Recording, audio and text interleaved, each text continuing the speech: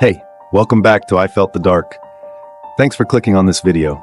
Without further ado, let's dive into a chilling true crime story from the Middle East, specifically Kuwait. Today, we're talking about the horrifying tragedy that befell Ruba, a 29-year-old Syrian migrant worker who suffered brutal domestic violence at the hands of her husband, Badar. Just imagine the agony she went through as she faced death in the dark of the sea with no one to help her. It's truly horrifying, isn't it? Let's dig deeper into this tragic story. On March 28, 1993, Kuwaiti Lieutenant Colonel Badar reported a missing person case at the local police station. His close friend, a woman named Ruba, had been missing for a week. Badar felt deeply responsible because Ruba was not only a close friend, but also, secretly, his mistress who served him better than his legal wife. She was also one of the Syrian migrant workers sponsored by his mother's company. Badar, a 34-year-old man, was really worried, but unfortunately, his missing person report didn't get much attention from the local authorities. Despite this, Badar was even more concerned because, before she disappeared, Ruba had been planning to go back to Syria because she missed her family and kids. A week later, on April 4th, a lawyer named Jassim was sailing on a private yacht on a clear afternoon. Out of nowhere, he spotted something floating in the distance. Jassim and his family were shocked to see that it looked like a floating human body. Curious, Jassim and his group went closer to check it out. They were horrified to realize that it was a decomposing human body, tied up with ropes. Terrified, Jassim and his friends quickly called the Coast Guard using a VHF radio to report the find, which allows boats to communicate directly with the Coast Guard and other vessels. The Coast Guard arrived at the scene and immediately cordoned off the area while waiting for the forensic team. Initial examination showed that the body had been in the water for weeks. It was swollen, rotting, and falling apart, making it hard for the authorities to identify. To get the victim's identity as quickly as possible, the body was sent to the hospital despite its condition. After a few days of examination, the unknown body was finally identified by forensic doctors and the police as Ruba. They were able to confirm this because one of her fingers was still recognizable. Once it was confirmed that the body belonged to a Syrian migrant worker, the police began investigating her background. Don't miss this exciting story. Watch this video until the end to get all the surprising detail. If you enjoy the content, don't forget to like, comment, and subscribe to our channel. That way you won't miss out on any other interesting videos. Join our community and enjoy various exciting stories every week. The police assigned a junior detective to visit the Foreign Labor Ministry in Kuwait and the Syrian Embassy in Kuwait to request personal details about the deceased woman named Ruba. Once they got Ruba's personal information and her residence details in Kuwait, the police started digging into her background. When the police interviewed some of Ruba's fellow migrant workers, they found out that Ruba was a hard worker trying to support her family. She had been married but was divorced and had 2 kids living in Syria. Ruba's friends also revealed that she had been in a secret marriage and was the mistress of a wealthy man working in the military. It turned out that a lieutenant colonel named Badar, who was also in the military, had reported Ruba missing. The case was quickly handed over to more experienced detectives because it was considered complex and potentially dangerous for the investigation, especially since Badar was a higher-ranking officer than the original detective handling the case. The case was finally taken over by a detective with a rank higher than Badar's in the military. The unfortunate woman's body turned out to be closely connected to Badar, who also had a blood relationship with a police officer. Badar was known as a handsome and wealthy military officer. Even Badar's younger brother, Hatim, worked as a police officer with a lower rank in the Kuwaiti police. Their mother owned the biggest migrant worker agency in the city, and their family was well known and almost untouchable by the law due to their wealth and high status. Given the potential complications, the detective became cautious in the investigation after discovering the body. They quickly checked the records of yachts leaving the nearby port around the estimated time of the victim's death. They found a small yacht named S, owned by Badar, which was known to have sailed that night. When the port officials confirmed that Badar arrived at the port on a night when the weather was expected to be bad, it raised even more suspicion about Badar's involvement in the case. Late at night, Badar, a 34-year-old man, was fueling his boat at the port. He was with 3 men and 2 women. A port officer approached them and tried to stop them from going out to sea due to the huge waves. But instead of listening to the warning, Badar and his friends insisted on setting sail. Badar, a lieutenant colonel in the military, claimed he had permission for an offshore investigation for national security. Badar's friends even told the port officer to stay out of their business. This information raised suspicions among the detectives, especially after they got forensic reports suggesting that Ruba's death likely happened around the same time Badar reported her missing. The detectives started to suspect that Badar and his friends might have thrown the victim into the sea that night, and that his missing person report the next day was just an attempt to cover up his crime. Since Badar was a high-ranking military officer, they worried that information could leak to police colleagues and reach his brother, who was also a cop. The detectives decided to keep the investigation secret and not inform the public or other police members. A while later, one of the investigators, who was hanging out with friends, got unexpected information from a doctor who was also a friend. The doctor, working at a hospital, shared that on the night of March 28th, around midnight, he received a female patient named Abir with severe thigh injuries. According to the story, the injuries were caused by a metal staircase at her home. Abir was brought in by 4 men. At first, the doctor didn't suspect anything, but he started to feel something was off when he overheard the men talking. One of them, named Badar, seemed very panicked and was yelling at the others. He even threatened them to keep quiet, or else they would all be wiped out, according to what Badar said. The doctor initially thought it was just a family reacting to a serious issue with a wounded wife. However, when the doctor was hanging out with a friend who worked as a police detective, he casually mentioned the incident. The detective was shocked when he heard Badar's name. The detective explained that Badar was the main suspect in the case of the body found at sea that he was investigating. The Coast Guard had also informed him that on the night of March 27th, Badar and his friends went sailing, and when they returned, a woman was seen crying and was quickly taken into a car that then sped off into the darkness. The friends of the detective were surprised by the serious explanation of Badar's involvement in the case, as told by the doctor. The detective started to suspect that this case might be connected to what the doctor had shared.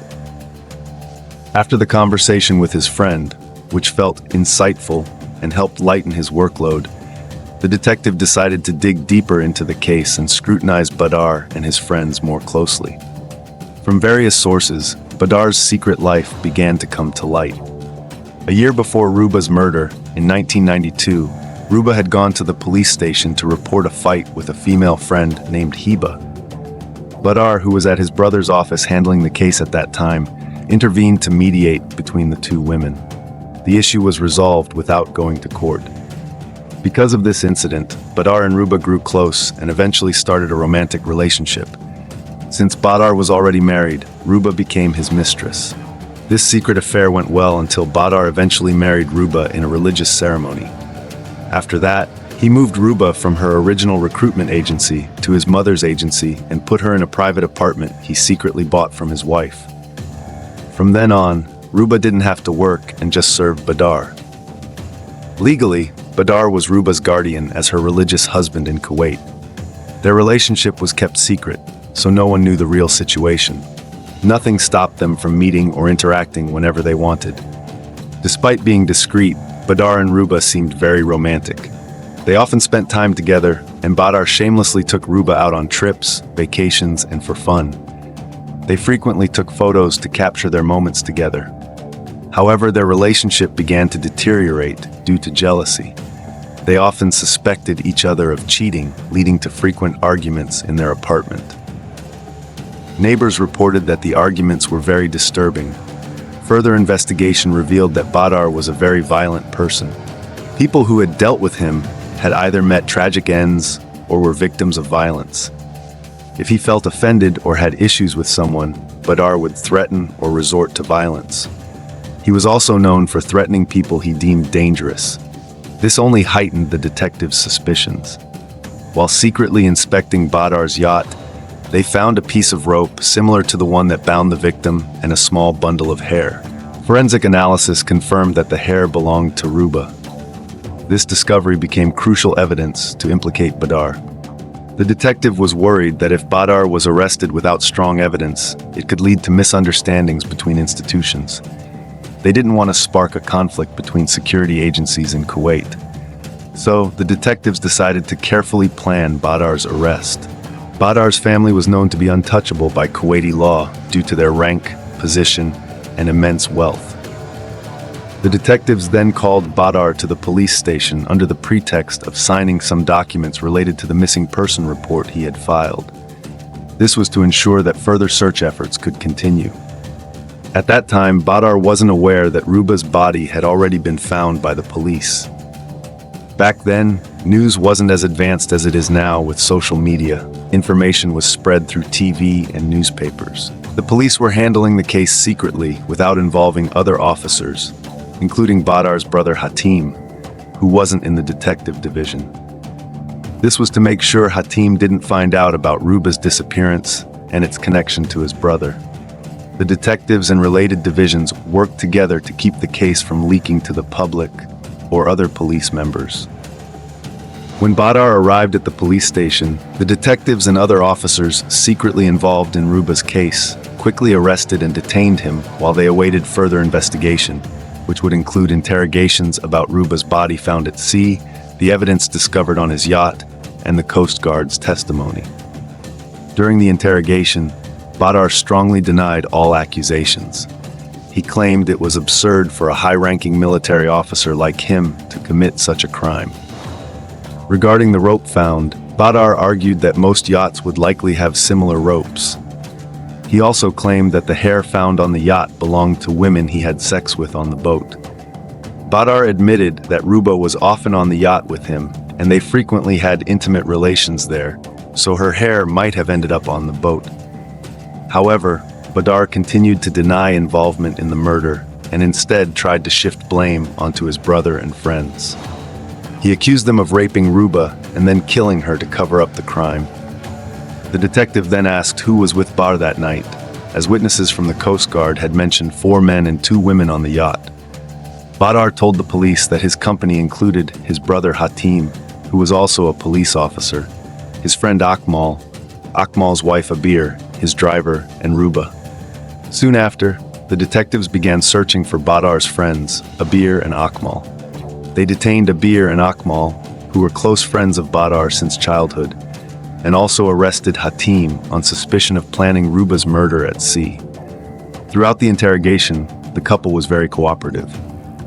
They admitted that that night they were on Badar's yacht with Hatim and Badar's Iranian driver, Salim.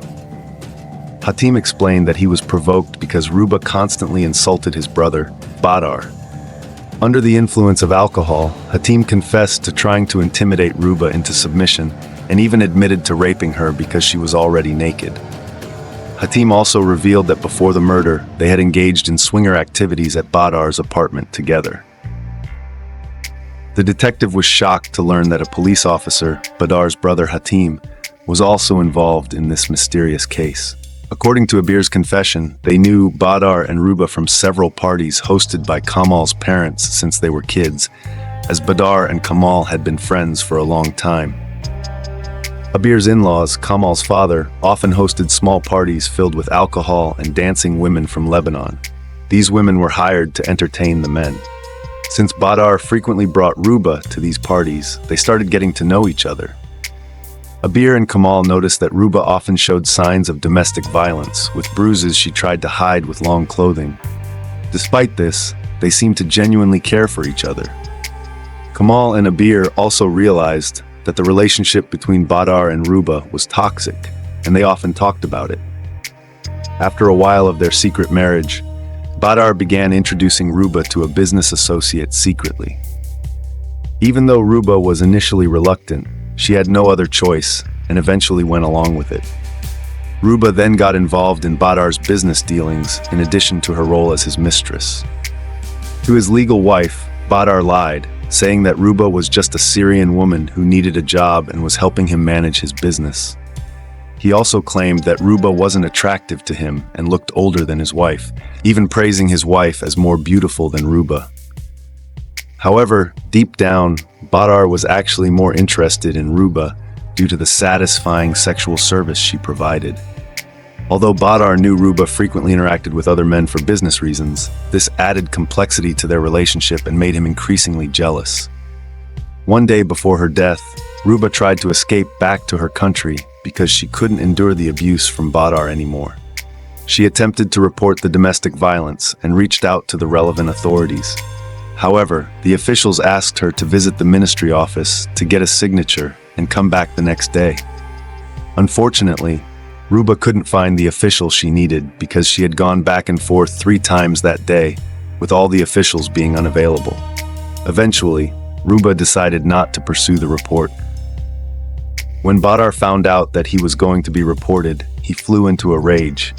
He didn't want his reputation ruined and his love triangle exposed. To deal with Ruba, Badar had been planning her murder on the boat and dumping her body in the open sea for a long time.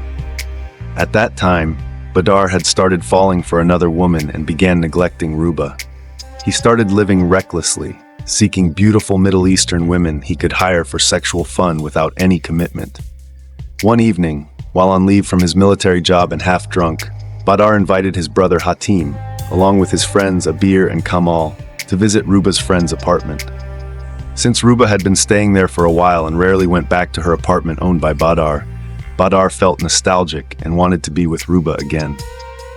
During the trip, Badar, who was drunk, complained about his issues with Ruba.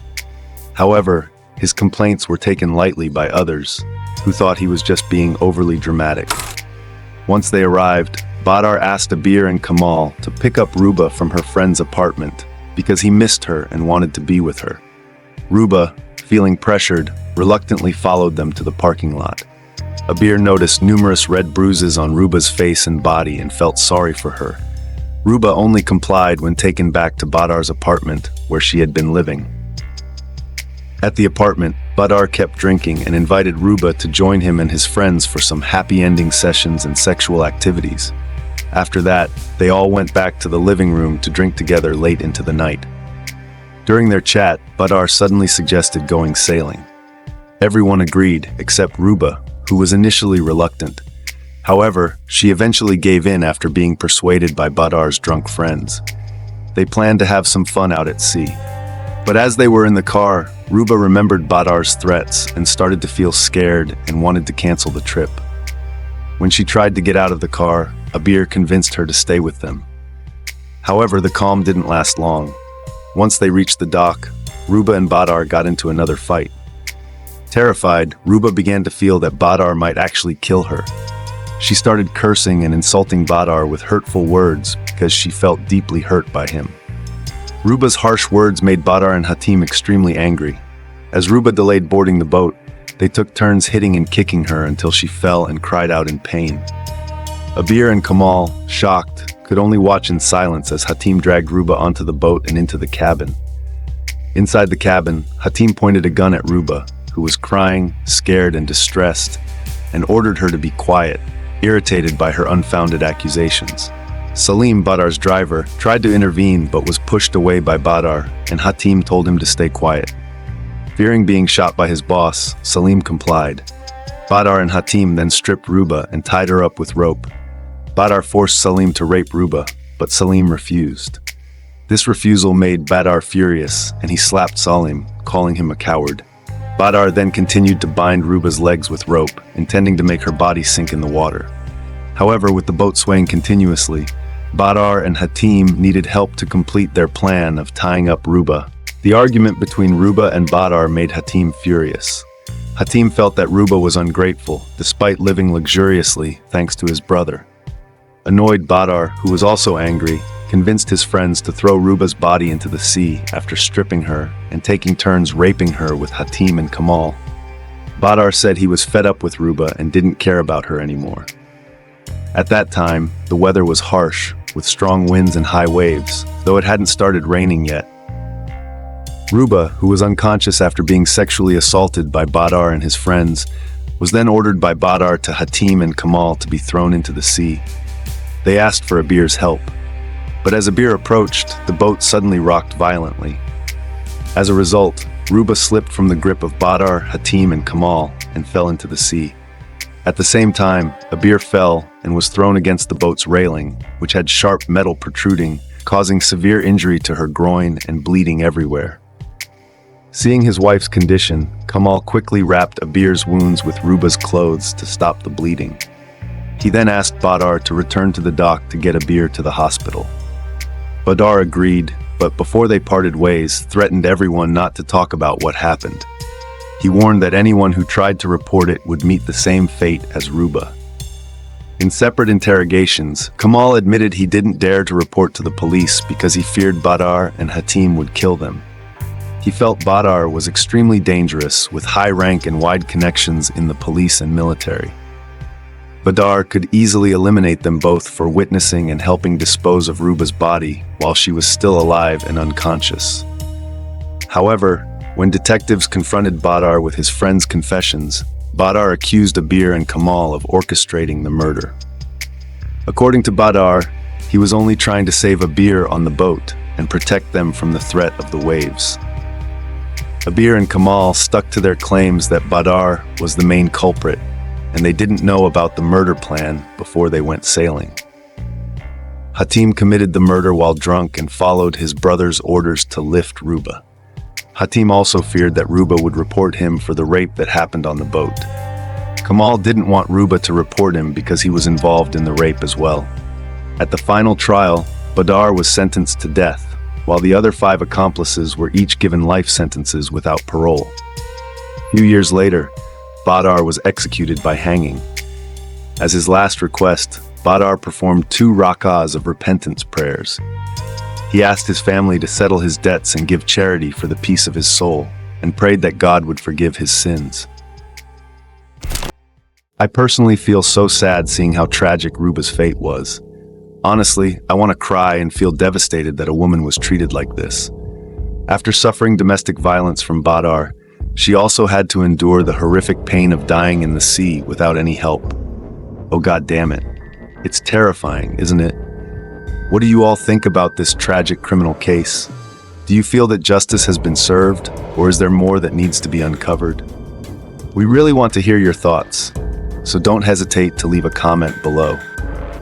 If you're interested in more crime stories, don't forget to subscribe so you don't miss the next video.